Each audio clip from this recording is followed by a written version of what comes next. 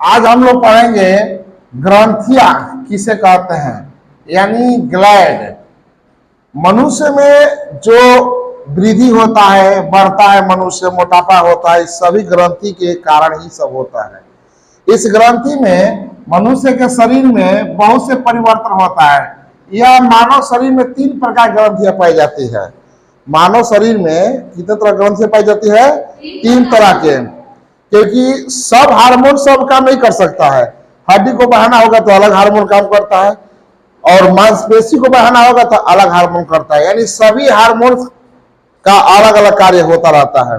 उसी प्रकार से इसमें 3 तरह के हार्मोन्स है। पहला हार्मोन है बाह्य स्रावी ग्रंथि, और एक दूसरा है, पहला हार्मोन कोई पूछेगा तो क्या है? बाह्य स्रावित ग्रंथि, और दूसरा है अंतःस्रावित ग्रंथि है, और तीसरा है मिश्रित स्रावित ग्रंथि है। अब आता है कि बाह्य स्रावित ग्रंथि किसे कहते हैं? शरीर से तो बाहर तो होगा नहीं, होगा तो कहाँ होगा? शरीर के अंदर ही होगा जी।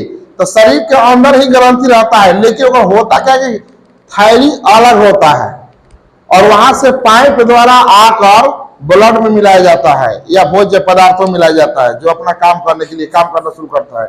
जैसे मान लीजिए यकृत है, देखिए यहाँ पे यकृत होता है ना, इसे इस तरह के यकृत होता है ना, यह फेफड़ा है, यहाँ पर यकृत है, मानो यहाँ यकृत है, ठीक, जिसको लीवर कहते हैं। मानव शरीर के सबसे बड़ी ग्रंथि कौन है? कौन होता है? मानव शरीर के सबसे बड़ी ग्रंथि कौन होता है? लीवर।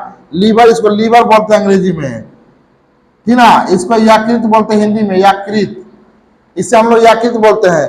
यह यकृत पीत जैसे चीज को स्रावित करता है। क्या स्रावित करता है? पीत। क्या स्रावित करता है? पीत।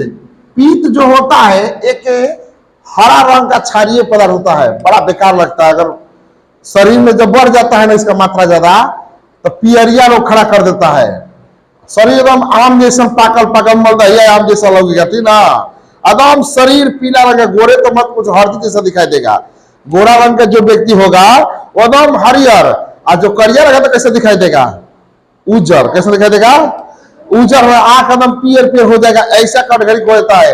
यह आता है, देखिए यह जब आमाशय में जाता है, मतलब यह लीवर में, जब यह पाचन सिस्टम में जाकर प्रवेश करता है, तो ऐसे ही ग्रंथि को हम लोग कहते हैं बाह्य ग्रंथि। जो बाहर हो, जो पाचन क्रिया हो रहा है उससे बाहर हो, लेकिन वहां से रस नस मतलब पाइप द्वारा लाकर उसमें गिरा देता है।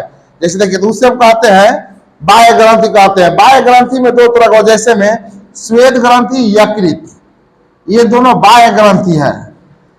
इस प्रकार ग्रंथि में जो एंजाइम होते हैं, एंजाइम एक प्रकार के, जानते हैं क्या चीज होते हैं जी? मतलब एंजाइम एक प्रकार का प्रोटीन होता है जो हमारे शरीर में अनेकों प्रकार की क्रियाओं को संपादित करता है, ठीक ना। उसे हम लोग एंजाइम कहते हैं। ऐसी ग्रंथि जो अपना स्रावित नलिका द्वारा उपयोगी स्थल तक वही है। देखिए यह यकृत से निकलकर यह मान लीजिए नस द्वारा इसमें आया, भोज्य यहाँ पचाने वाला है, वहां तक आया। इसी के लिए इसका नाम रख दिया गया है बाह्य ग्रंथि, ठीक ना। बाह्य ग्रंथि में होता क्या है कि ये जो बाह्य ग्रंथि करता क्या है, बाहर से पीतों को लाकर, मतलब जो भी एंजाइम होता है उसको लाकर पचाने वाला स्थान तक पहुंचा देता है, ठीक। मेरे बंद कर दो जी।